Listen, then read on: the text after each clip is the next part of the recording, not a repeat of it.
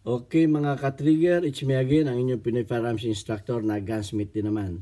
Na palagi ko sinasabi na huwag ninyo akong hanapin sa Pilipinas sapagkat ako'y 20 years na nagtatrabaho dito sa Kuwait sa Mayadin Shooting Range bilang isang firearms instructor, gunsmith at ngayon ay consultant na. Okay, at bago ako bumati ay gusto ko lang munang basahin ang katanungan ni user. Ang sabi niya, boss, gawa kayo ng video kung paano remedyo ng nakaangat ang barrel bushing. Okay, so tinanong ko siya, ito daw ang barrel bushing na ito ay pag itinutulak ng spring, nakaangat. Okay, at medyo delikado rin yan, baka yan ay biglang tumalsik. Okay, pag pumutok. So, yan ang bibigyan natin ng kasagutan ngayon. So, gusto ko lang munang bumati sa lahat, lalo tigit sa mga FW, sa mapagpalang araw sa inyo lahat. Mag-ingat po tayo sa mapanikay ng mundo. At gusto ko lang ring pasalamatan ang mga tumulong sa ating mga beneficiaries, ang 6 na estudyante na anak ng mga single parent. At mga nagpadala dito sa ating GCash number, huwag po ninyong tawagan yan. Yan po ay aking anak na tresurera ko. At wala po yung ibinibintang baril. Wala po kaming binibintang baril. Nagtuturo lang kami dito sa YouTube. Okay, at pasalamatan ko lang. Shout out kay Alfredo Isidro, Ordosipay ng Las Piñas. At ang aking naging kaibigan dito sa Kuwait, si Architect Arnel Salvador. Maraming salamat sa inyong inaabot sa akin na tulong para sa ating mga beneficiaries. Gayon din kay Boy Umay, kay Jubel Platoon, na nagbigay din ng tulong. At shout out kay JC Antonio Official na nag-message sa atin, hinahanap, tinatanong ating GCash number. Ayan, nandito na sa ating likuran, nakapaskil na dyan. Yan po ang aking anak na tresurera ko. Maraming salamat sa mga tumulong. Doon sa mga hindi nagpakilala, please, gusto ko kayong pasalamatan every time na mag-upload ako ng vlog, ng videos. Okay, at doon sa 33,000 na ating mga subscriber. At ngayon malapit na tayo maging 34. Lalo tigit to sa mga nanonood na aking mga videos na hindi nag-skip ng ads. Okay, at maraming salamat sa inyo lahat. Ngayon ay puntahan na natin ang problema ni pakilalang user. So ito, yung kanyang barrel bushing, umaangat na, delikado na yan, baka tumalsik na. So ganito, ito lang, dalawa ang nakikita kong problema. Yung isa pwedeng DIY, yung isa machine shop ang katapat. Okay. Tanggalin natin yung kanyang barrel bushing.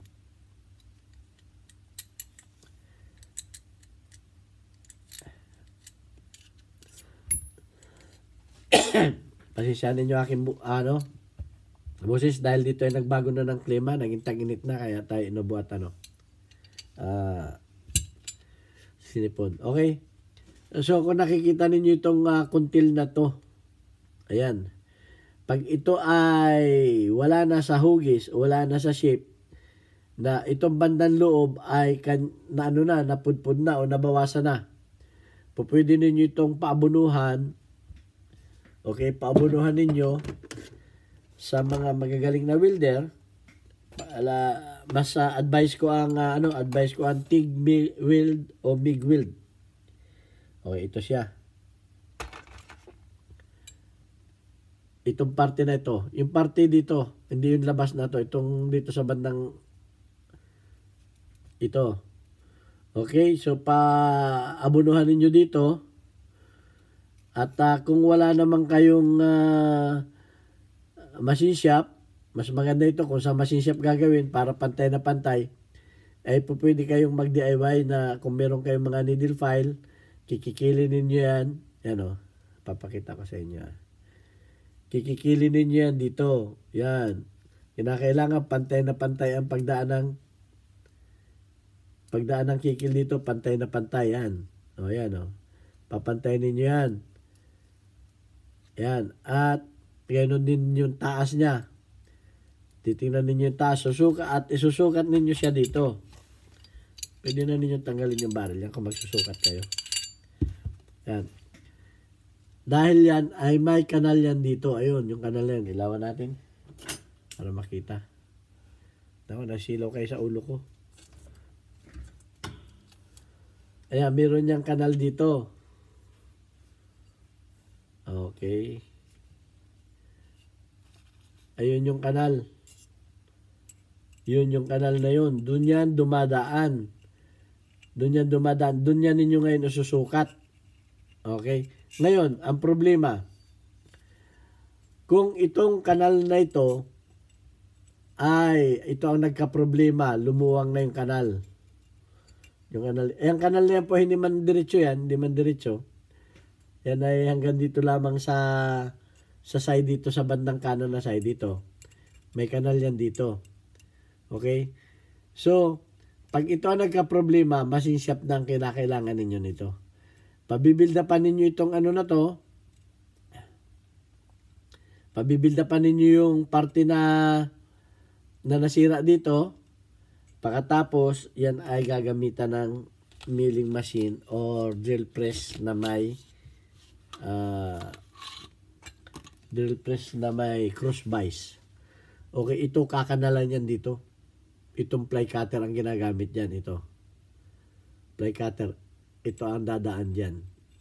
Yan ang ano. Hindi ninyo yan makikikil dahil sa loob yan eh. Kailangan machine yan. Okay. So, yan ang ano. Yan ang dadaan yan dyan. Dadaanan yan ito. Para ma-repair yung kanal na yun. Kumbaga abunuhan, ang tawag dyan ay rebuild. Okay, rebuild. Ang tawag naming mga machinist dyan, rebuild. Wiwildingan yung banda na yun. At ito ang babanat dyan. Okay? So, kung matyaga kayo,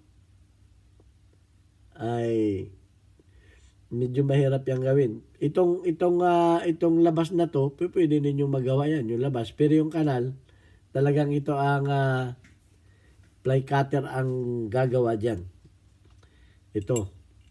Ayan o. Yun. Kakanalan yan dyan. Dadaan yan dyan yan. Para yan ay ma-repair ninyo. Yun lang, ang dalawang pwedeng masira dito. It's either na ito, kung ito ang nasira, madali lang. Pwede ninyong i-DIY sa paggamit ng welding at saka needle file. Ito yung ating needle file, yan. Mga maliliit na kikil. Pwede ninyong pagtyagaan yan. Dahil mas madali ito. Kung ito lang ang nasira. Kasi pag yan ay nasira, pag nasira ito, aabante ito, aangat. Itinutulak siya nito eh. Tutulak siya nito kasi may spring nga siya. Tutulak siya. So, abante yan. Kasi nga, sira na itong kuntil na ito. Okay, yun lang ang masagot ko dyan. Ang problema, kung ang nasira naman ay itong kanal, kasi nangyayari yan eh. Marami na rin ako nagawang ganito. Bibildapan niya ng TIG weld ang mas maganda. TIG weld o kay MIG weld para kasi maganda pang spot yun eh. Spot weld ang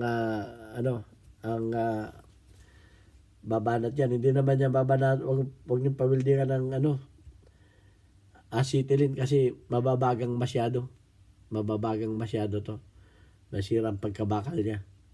So TIG weld or MIG weld ang advice ko dito.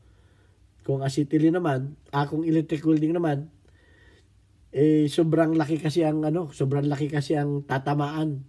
Maliit lang naman yung buwildingan mo, sobrang laki yung tatamaan. So pwede rin yun, kaso mo parang malaki ang pagre-repair na gagawin ito. Malaki ang repair na gagawin. So masinsiyap ang katapat niyan. So ayan, at sana may nasagot kayong katanungan ni user. At ikaw na bahala doon sa kung ano hindi ko naman kita. So napakahirap po ng sumagot ng katanungan kung hindi kita ang mga gamit. Kaya medyo nahirapan ako minsan. Kung minsan ay baka mali yung aking sagot, ay mag-follow up question na lamang kayo. At pwede rin kayo namang mag-comment. At kung may alam kayo pamamaraan, ang gusto ko lang doon sa magko-comment ay panoorin ninyo yung buong video. Kasi may nagko-comment, binabasa lang yung title. alam na alam ko naman na hindi pinanood yung video. Kung mo nga siya may alam, binasa yung video, nag-comment na. So alam ko na hindi mo binasa mo yung title, nag-comment ka na, hindi mo pinanood yung video. Alam ko na kasi meron talagang magagaling na gunsmith, ayaw lang talaga magturo. So itong ginagawa ko na to ay para sa mga Pilipino. Hindi para kay Alan Sumala na sinasabing paulit-ulit tayo. Okay, ito ay para sa mga gustong matuto. At ako'y natutuwa sa magaganda ninyong comment. Papasalamat sa akin at ako'y nagpapasalamat din sa inyo. Okay, ito ang inyong Pinoy Paramis Instructor. Thank you very much. Hanggang sa muli ninyong mga pagtatanong, sasagutin natin sa abot ng ating malit na kalaman. God bless us all.